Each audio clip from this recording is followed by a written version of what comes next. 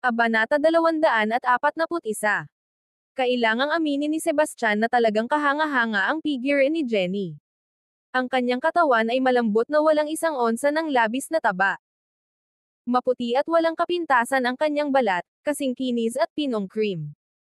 At ang kanyang mahaba at tuwid na mga binti ay hindi mapigil ang kaakit-akit. Sa kabila ng matinding pagpipigil sa sarili ni Sebastian, hindi niya napigil ang malunok. Nang makita ang kanyang reaksyon, nakaramdam si Jenny ng labis na pagmamalaki. Namula ang mukha niya sa hiya, parang hinog na pulang mansanas na tumukso kay Sebastian na kumagat. Isuot mo ang damit mo. Pinigilan ni Sebastian ang tumataas na init sa loob niya. Siya ay hindi isang taong hindi pa bago-bago o ganap na hindi tinatablan ng tukso. Ngunit si Jenny ay anak ni Lucy, kaya hindi niya maaaring saktan si Jenny. Ano? Natigilan si Jenny. Kinakabahan siya, pakiramdam niya ay susugurin siya ni Sebastian anumang segundo at walang awa siyang sasaktan. Inihanda na niya ang sarili para sa isang mahirap na sesyon, ngunit nagulat siya sa tagubilin niyang ibalik ang kanyang damit. Supreme One, hindi ba ako maganda? Tanong ni Jenny na ayaw sumuko. Hindi. Napakaganda mo, matapat na sagot ni Sebastian. Hindi pa ba sapat ang figure ko? Tanong ulit ni Jenny. Hindi. Hindi rin iyon. Kung ganoon, bakit ayaw mo sa akin? Tanong ni Jenny na may halong pananakit.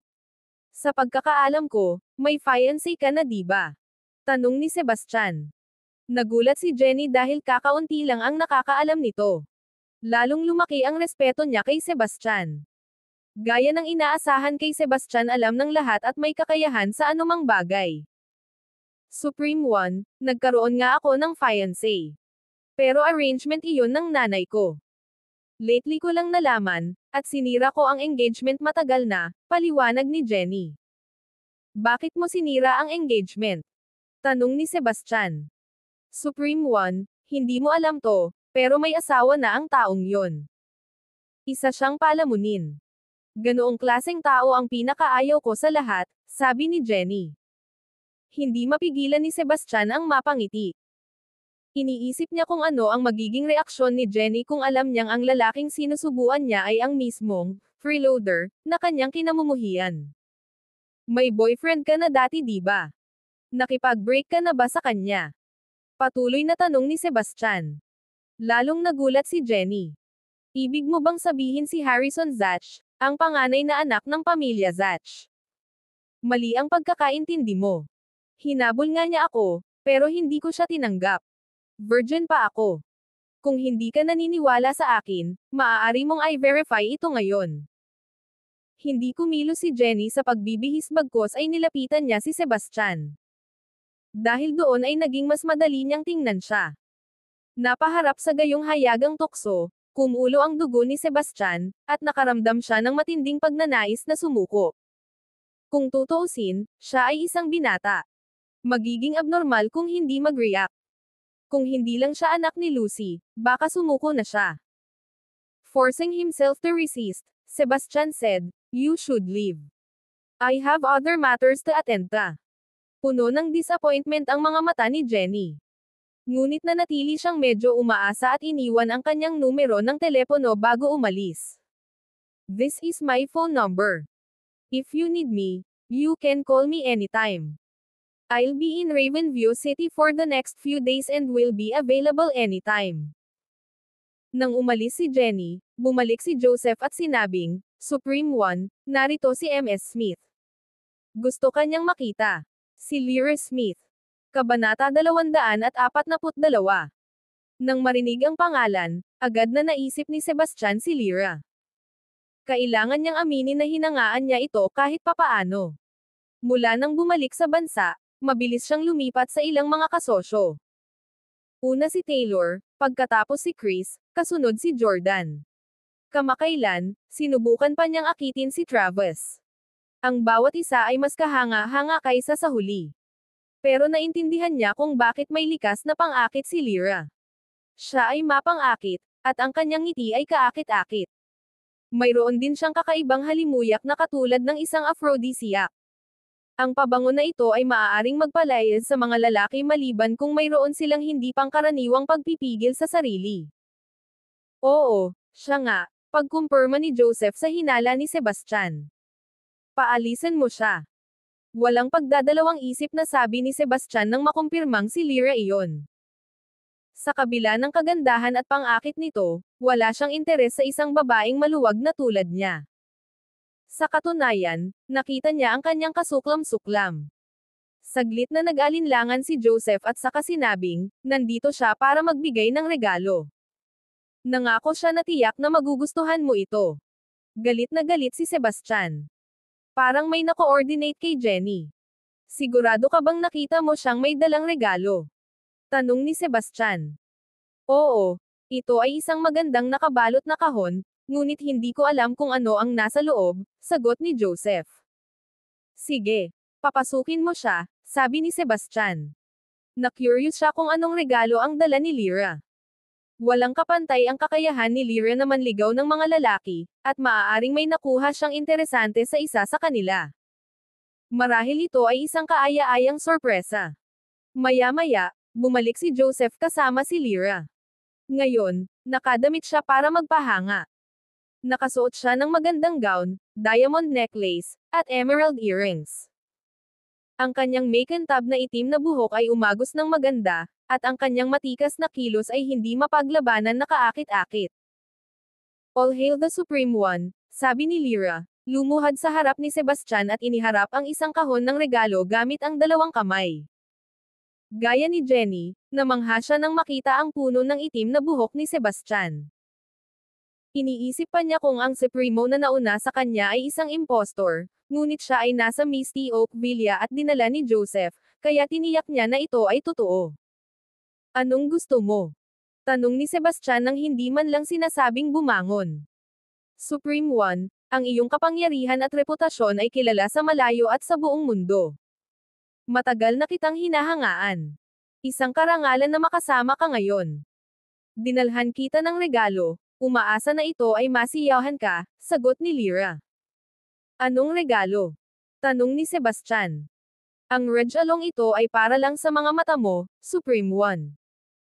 Please paalisan mo ang mga attendant mo, pakiusap ni Lyra. Ang eksena ay naramdaman na katulad ng kay Jenny, ngunit dahil si Lyra ay may hawak na kahon ng regalo, hindi ito tinanggihan ni Sebastian. Nang hindi kailangan ang utos ni Sebastian, maingat na umalis si Joseph kasama ang iba. Nang mag-isa na sila, binuksan ni Lyra ang kahon ng regalo. Nanlaki ang mga mata ni Sebastian nang makita niya ang nasa loob. Kabanata 243. Isinaalang-alang ni Sebastian ang iba't ibang posibilidad mga hiyas, ugat ng dragon, esmeralda, o marahil ay isang antigo. Gayunpaman, lubos siyang natigilan nang makita niya kung ano talaga ang nasa loob ng kahon ng regalo. Naglalaman ito ng damit panbabae, isang pares ng itim na medyas, at isang maliit na latigo. Hindi pa siya nakatagpo ng ganitong kakaibang regalo sa kanyang buhay. Higit pa ito sa anumang naisip niya. Ano ang ibig sabihin nito? Matigas na tanong ni Sebastian. Gulat na gulat sa kanyang galit, mabilis na sumagot si Lyra, pakiusap huminahon ka, Supreme One. Magpapaliwanag ako. Hindi lang ang mga gamit na ito ang regalo ko sa'yo, kundi pati ang katawan ko. Dahil doon, sinimulan ni Lyra na tanggalin ang kanyang mga damit, na inilantad ang kanyang kaakit-akit na figure. Ang kanyang katawan ay kasing ganda ng kay Jenny, marahil ay higit pa sa ilang lugar. Si Sebastian ay parehong natuwa at naiinis. Talagang kinopya ni Lyra ang diskarte ni Jenny na may kaunting pagbabago. Pagod ako ngayon. Umalis ka na, sabi ni Sebastian na nakapikit. Halos hindi niya napigilan ang tukso ni Jenny kanina, at ngayon ay sinusubukan ni Lyra ang parehong bagay. Natatakot siya na baka hindi niya makontrol ang sarili niya kung mananatili pa siya. Ha! Mukhang gulat at hindi makapaniwala si Lyra. Sa sobrang pagtitiwala sa kanyang hitsura at katawan, naniniwala siyang walang sinumang tao, kahit na ang kataas-taasang isa, ang makakalaban sa kanyang alindog. Hindi pa ba ako naging malinaw sa sarili ko? Lalong lumalamig ang boses ni Sebastian. Takot na mabilis na sumagot si Lyra. Aalis ako agad, pero may hiling ako. Sana mapagbigyan mo, Supremo. Ano ang iyong kahilingan? Tanong ni Sebastian. Tomorrow is the Supreme Banquet. I wish to attend, but I don't have an invitation, sabi ni Lyra. Granted.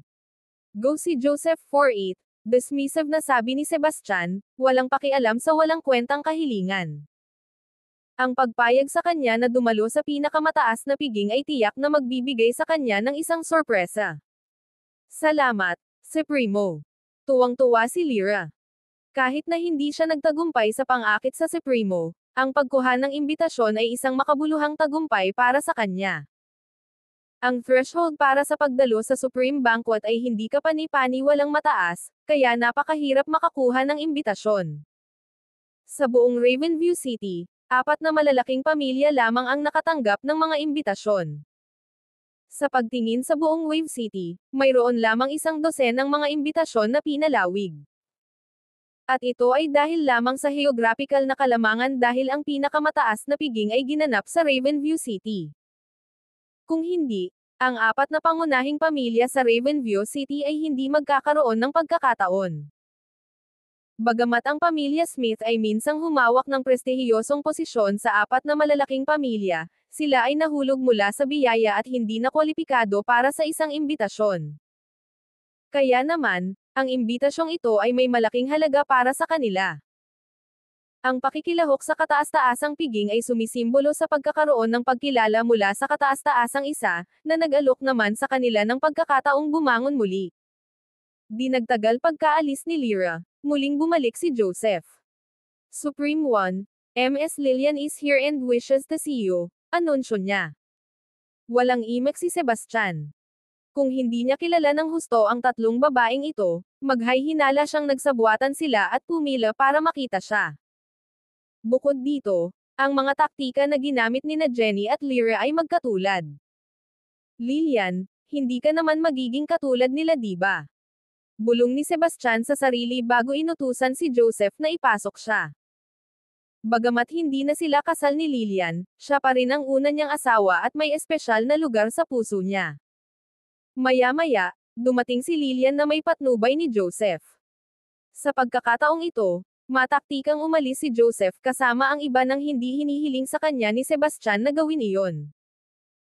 Pagkaraan ng ilang oras na hiwalay, si Lillian ay lumitaw na mas kaakit-akit, kahit na siya ay mukhang medyo pagod na ngayon. Kabanata 244. Nang makita si Sebastian, kumislap ang mga mata ni Lillian sa gulat. Ang mga alingaw-ngaw sa labas ay nagsasabing ang Supremo ay matanda at pangit. Kahit na ang mga alingaw-ngaw ay hindi pa laging maaasahan, nakita ni Travis ang kataas-taasang isa at nakumpirma ang kanyang katandaan. Bagamat hindi niya makita ang mukha ng taong nasa harapan niya, itim ang buhok nito at makinis at kulay rosas na balat. Hindi siya mukhang matandang lalaki. Gayunpaman, hindi niya ito pinag-isipan. Lumapit siya kay Sebastian at binati, "All hail the Supreme One." Ano ang nagdadala sa iyo dito, Ms. Lillian? Diretsyong tanong ni Sebastian. Isang bakas ng pag-aalinlangan ang sumilay sa mga mata ni Lillian. Bagamat sinadyang hinaan ni Sebastian ang kanyang boses, nakaramdam pa rin siya ng pagkakilala.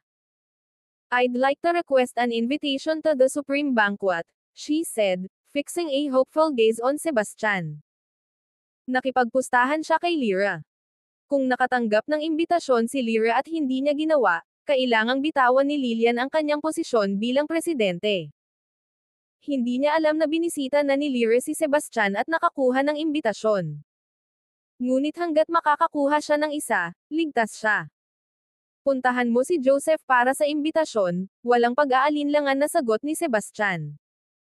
Kung tutuusin, minsan na silang kasal, at ang pagbibigay sa kanya ng isa o kahit marami ang imbitasyon ay walang isyo. "Salamat, Supremo." Excited na bulalas ni Lillian. Gayunpaman, ang kanyang ekspresyon ay mabilis na naging awkward, at siya ay nag-alinlangan sandali.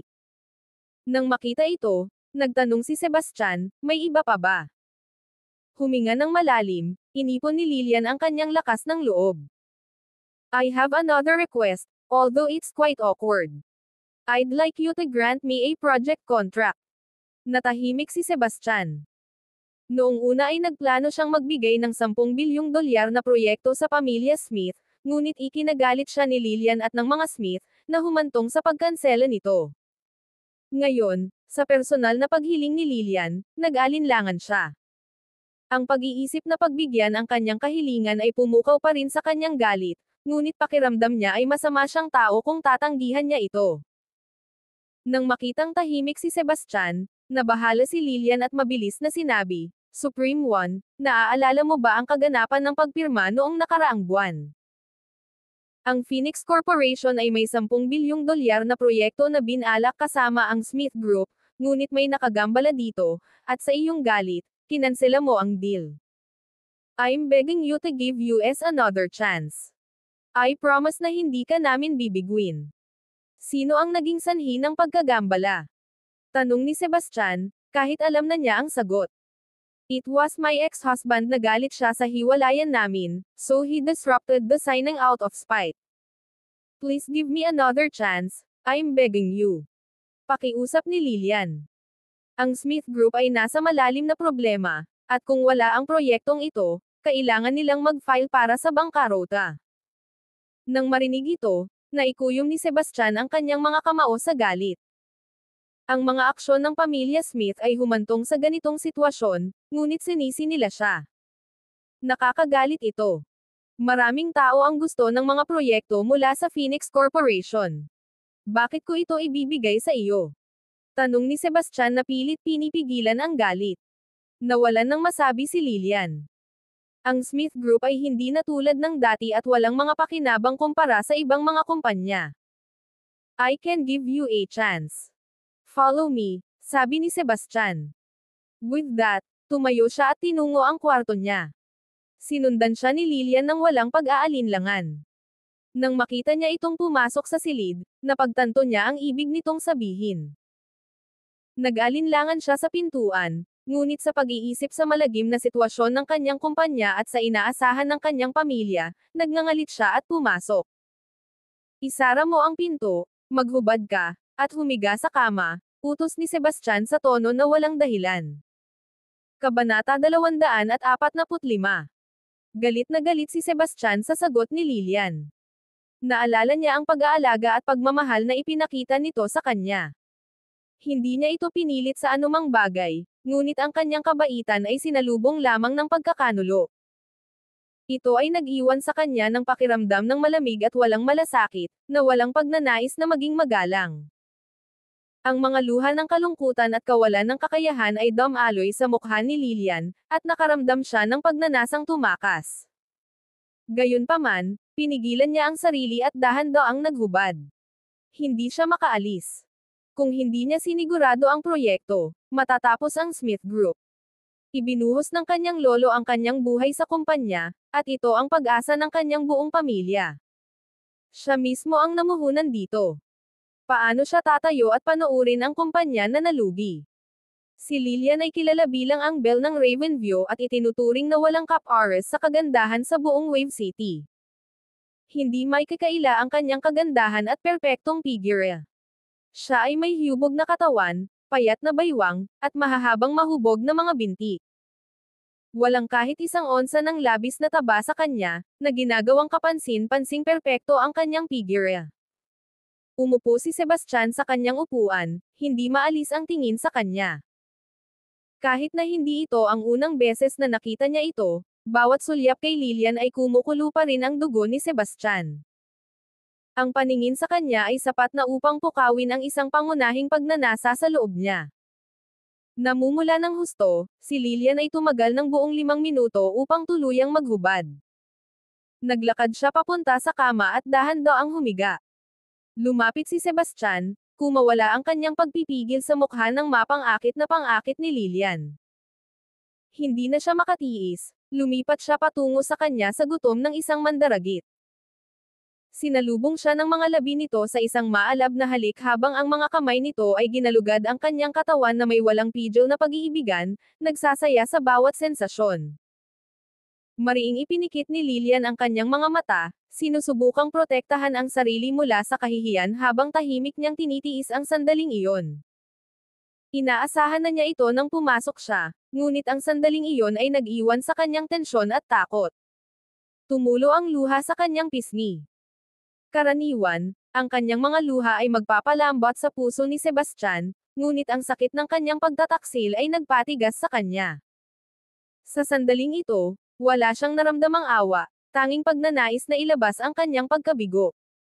Nang magpapatuloy si Sebastian, isang ideya ang pumasok sa kanyang isipan. Ang Eternal Rebirth Codex na kasalukuyang ginagawa ni Sebastian ay may mga limitasyon. Upang umunlad sa susunod na antas, kailangan niyang makisali sa dalawahang paglilinang kasama ang isang babaeng nagtataglay ng isang purong espiritual na konstitusyon at na isa ring birhen. Natugunan ni Lillian ang pamantayan ng perpekto.